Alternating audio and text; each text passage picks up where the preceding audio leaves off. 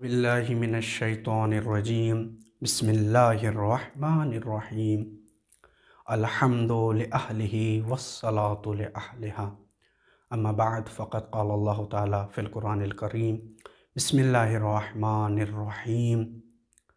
وسارعوا الی مغفرۃ من ربکم وجنات۔ ناظرین کرام، ہم آج آپ کے سامنے حاضر ہوئے ہیں تاکہ ہم عمل داؤد کے سلسلے میں بیان کریں کہ عمل داؤد کسے کہتے ہیں۔ ہم تین چیزیں اس موضوع کے متعلق، اس عمل داؤد کے سلسلے میں ہم آپ کے سامنے تین چیزیں بیان کریں گے۔ پہلی چیز یہ ہے کہ اس عمل کو عمل داؤد کیوں کہتے ہیں، اور دوسری چیز یہ ہے کہ اس کی کیفیت کیا ہے، اور تیسری چیز کہ اس عمل کا فائدہ کیا ہے۔ آئیے سب سے پہلے ہم یہ بیان کرتے ہیں کہ اس عمل کو عمل داؤد کیوں کہتے ہیں۔ روایت بیان کرتی ہے کہ چھٹے امام جعفر صادق علیہ السلام کا دور ہے، اور ان کی ایک رضائی ماں جن کو تاریخ نے فاطمہ کہا ہے، فاطمہ کے نام سے یاد کیا ہے، ان کے ایک بیٹے ہیں کہ جن کا نام داؤد ہے۔ روایت کہتی ہے کہ ان کے بیٹے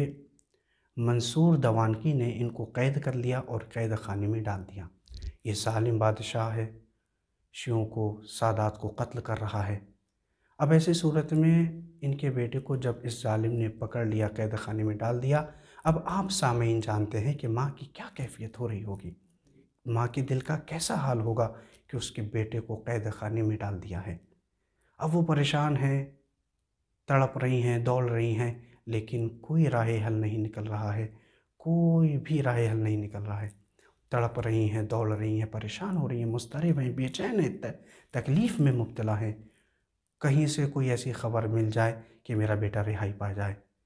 اب اسی پریشانی میں ہے۔ ایک مرتبہ تاریخ بیان کرتی ہے کہ امام علیل ہو جاتے ہیں، امام بیمار ہو جاتے ہیں، امام جعفر صادق، تو یہ امام کے گھر جاتی ہیں امام کی عیادت کے لیے۔ جب یہ عیادت کے لیے جاتے ہیں تو امام دلوں کا راز جانتا ہے، ان کے چہروں کو دیکھتے ہیں بہت پریشان ہیں۔ ایک مرتبہ پوچھتے ہیں کہ آپ کے بیٹے داؤد کہاں ہیں؟ تو یہ بیان کرتے ہیں کہ میرے بیٹے داؤد کو ظالم نے اپنے قید خانے میں ڈال دیا ہے،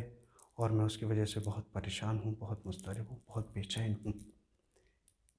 اور کوئی راہ حل نہیں نکل رہا ہے کہ کس طرح سے میرا بیٹا نجات پائے گا۔ مولا نے فرمایا کہ اے بی بی، یہ مہینہ عظمتوں کا مہینہ ہے، یہ مہینہ وہ مہینہ ہے کہ جس میں دعا قبول ہوتی ہیں، یہ مہینہ اعمال کا مہینہ، یہ مہینہ نیکیوں کا مہینہ ہے، یہ مہینہ دعاؤں کے قبول ہونے کا مہینہ ہے۔ اے بی بی پریشان نہ ہو، ہم تمہیں ایک عمل بتاتے ہیں، آپ اس عمل کو انجام دیجئے، یقیناً آپ کا بیٹا انشاءاللہ رہائی پائے گا، اور اس ظالم اور اس جابر کی قید سے رہا پا جائے گا۔ بس امام نے یہ عمل دیا، اسی وجہ سے اس عمل کا نام عمل داؤد ہو گیا، اور جب اس بی بی نے یہ عمل انجام دیا تو ان کا بیٹا ظالم کی قید سے رہائی پا گیا۔ اب سوال یہ ہے کہ اس عمل کے انجام دینے کا طریقہ کیا ہے؟ اس عمل کے انجام دینے کا طریقہ یہ ہے کہ علماء نے بیان کیا، شیخ عباس قمی اپنی کتاب مفاتیح الجنان میں بیان کر رہے ہیں، اور شیخ مفید نے بھی اپنی کتاب میں بیان کیا ہے، اس کے علاوہ شیخ طوسی علیہ الرحمہ نے بھی اپنی کتاب میں بیان کیا ہے۔ اس کے دو طریقے، ایک طریقہ تفصیلی ہے، تفصیلی اعتبار سے ہے، اور دوسرا اجمالی طریقہ ہے۔ تفصیلی طریقہ جو امام نے بیان کیا، امام جعفر صادق علیہ السلام بیان فرماتے ہیں کہ سب سے پہلے 13، 14، 15 اس ماہ کی، یعنی ماہ رجب المعظم کی 13، 14، 15 کو روزہ رکھیں،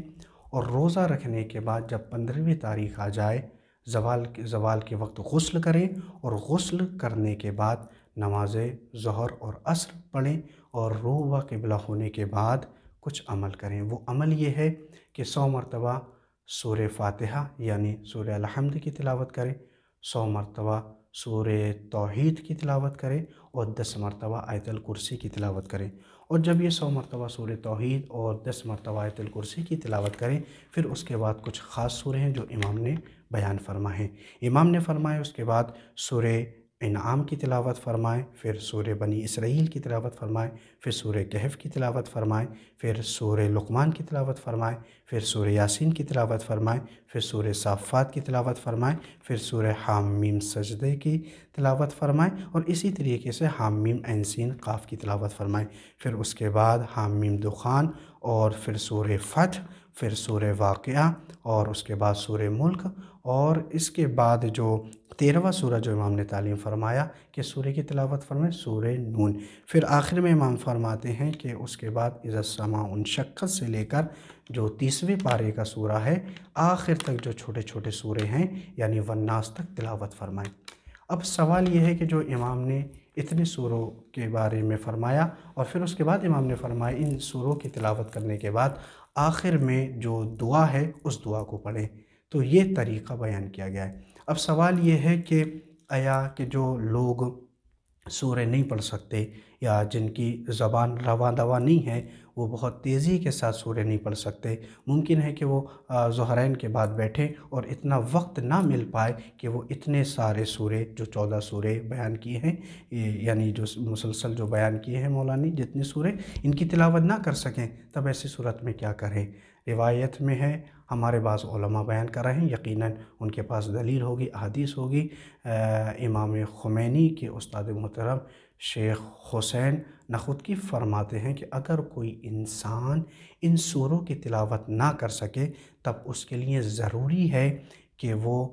1000 مرتبہ سورہ توحید یعنی سورہ قل ھو اللہ احد کی تلاوت کرے، لیکن اس عمل کو نہیں چھوڑے۔ اب سوال یہ ہے کہ اگر کوئی انسان 13، 14، 15 کو روزہ نہیں رکھا ہے تب ایسی صورت میں کیا وہ یہ عمل انجام دے سکتا ہے یا عمل نہیں انجام دے سکتا؟ تو امام نے فرمایا کہ اگر کوئی انسان 13 اور 14، 15 میں روزے نہیں رکھا لیکن نہیں رکھ سکا وہ بھی اس عمل کو انجام دے سکتا ہے اور اس کو چاہیے کہ وہ یعنی 15 کو عمل انجام دے۔ ناظرین کرام، تو ہمیں سوچنا چاہیے، ہمیں غور کرنا چاہیے کہ یہ ہمیں موقع ملا ہے۔ اب یہ اس عمل کا فائدہ یہ ہے کہ یہ عمل صرف انہی کے لیے فائدہ مند نہیں ہے۔ آج ہم عمل انجام دیں گے اور جو پریشانیاں، جو تکلیفیں، جو بھی مصیبتیں ہمارے ساتھ ہیں وہ تمام مصیبتیں، تمام پریشانیاں اس عمل کے صدقے میں دور ہو سکتی ہیں۔ امام چاہتے تو خود بخود خود امام دعا کر سکتے تھے، نہیں، لیکن امام نے دعا نہیں کی بلکہ امام نے عمل بتایا ہے، اور عمل بتانے کا مطلب یہ ہے تاکہ یہ عمل ہمارے شیعوں تک پہنچے اور اس عمل سے ہمارے شیعہ استفادہ کریں، اس سے فائدہ اٹھائیں۔ آپ دیکھ لیجئے آج کے زمانے میں اگر آپ کو کوئی آفر دیتا ہے، بہت ساری کمپنیز آفر دیتی ہیں، تب ہم کیا کرتے ہیں؟ بہت ساری چیزیں جن کی ہمیں ضرورت نہیں ہے لیکن چونکہ آفر آ جاتا ہے تو ہم بہت ساری چیزوں کو خرید لیتے ہیں، اور جب ہمیں کوئی آفر دیتا ہے تو ہم کیا کہتے ہیں کہ آفر اگر ہمیں دیتا ہے یا کوئی بھی کمپنی ہمیں کوئی آفر دیتی ہے تب ایسی صورت میں ہم اس کی طرف دوڑتے ہیں، ہم دوڑ جاتے ہیں جلدی سے تاکہ کہیں یہ آفر ختم نہ ہو جائے۔ وہ چیز جو ہمیں ضرورت نہیں ہے لیکن اس کے باوجود بھی ہمیں خرید لیتے ہیں۔ سوال یہ ہے کہ جب آپ کو ضرورت نہیں ہے پھر کیوں آپ خرید رہے ہیں؟ کہا مولانا صاحب چونکہ ابھی آفر ہے، بعد میں یہ آفر نہیں ملے گا۔ تو عزیزان محترم اور ناظرین کرام، میں آپ سے یہی بتانا چاہ رہا ہوں، یہ ماہ رجب، یہ ماہ شعبان، یہ ماہ رمضان المبارک، یہ امت کے لیے، یہ ہم لوگوں کے لیے آفر ہیں۔ یہاں پر ایک روزہ رکھیں اور ہمیں جنت مل رہی ہے، 3 روزے رکھیں، ہمارے گزشتہ اور آئندہ کے گناہ معاف کر دیے جا رہے ہیں، یعنی رحمت کے دروازے کھولے ہوئے ہیں۔ یہ آفر ہر وقت نہیں ہے، جس طرح سے ایک کمپنی آفر دیتی ہے وہ ہر وقت نہیں ہوتا ہے، لیمیٹڈ ہوتا ہے، اسی طریقے سے یہ مہینے بھی لیمیٹڈ ہیں، لہٰذا ہم وقت کو غنیمت جانیں اور سارعوا الی مغفرہ، ہم مغفرت کی طرف دوڑیں، ہم جنت کی طرف دوڑیں، اس لیے کہ جب آفر نکل جاتا ہے اس کے بعد انسان افسوس کرتا ہے کاش کہ میں پہلے کر لیا ہوتا تو میں بہت جلدی اتنی چیزیں حاصل کر لیتا۔ اسی طریقے سے ہمیں چاہیے کہ ہم اس کی طرف دوڑیں، کئی بعد میں ہمیں افسوس نہ رہ جائے کہ ماہ رجب آیا اور چلا گیا، ہم مغفرت نہ کرا سکے، ماہ شعبان آیا چلا گیا، ماہ رمضان آیا چلا گیا۔ لہٰذا ہمیں دوڑنا چاہیے، ہمیں کوشش کرنا